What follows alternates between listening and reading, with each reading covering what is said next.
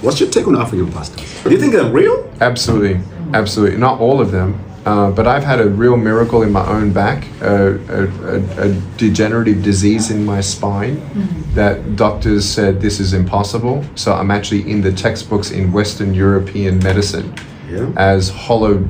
My spine was being hollowed with a syrinx, and the holes closed up over 14 years. You can't treat it, you can't slow it down. I've seen 13 miracles with my own eyes, blind people seeing, deaf people hearing, lame people walking, crooked backs come straight. I've seen demons 10 foot tall, 3 meters tall, and about 1.5 meters wide.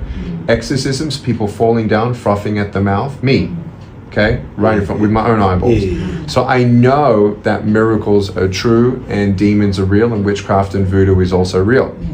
So the spiritual realm is real. Now, what I want to say about pastors is, number one, I ask for forgiveness from African people and pastors for the wrong gospel that was preached here by American missionaries for 30 years. And it's called the prosperity gospel, where we've come here and say, just, pray, believe, give money to the church, and just have more faith, and you can never be depressed. That's wrong.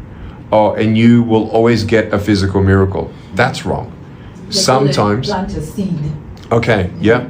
And so God, if God can't say no to your prayer, then you become God. You become God. Yeah, your own God.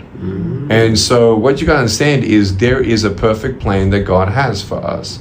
There's a chance that I could die of cancer. I don't care how much I've done. I don't care how much faith, I could die of cancer. My dad died of cancer, okay?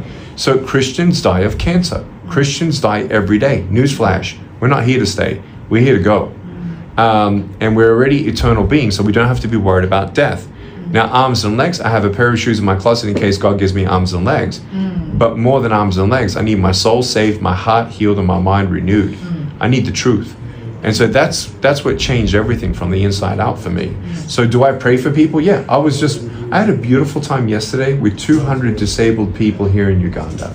It was absolutely beautiful. And I said, I'm going to pray for you. I'm going to pray for my arms and legs, your arms and legs, and all that. And in that prayer, but Lord, more than a physical miracle, help us to hold on to you and have faith. Now, I'm really angry at pastors that preach the wrong gospel. And number one, they need to be reminded to read the verse in the Bible that if you let one of these little children stray, it's better for you to commit suicide. That's what the Bible says. Tie a noose around your head with a big boulder and go to the bottom of the ocean, instead of being a pastor that, number one, doesn't have accountability of his own righteousness and uprightness as a leader. If that pastor secretly has a bad marriage, something is wrong. Okay?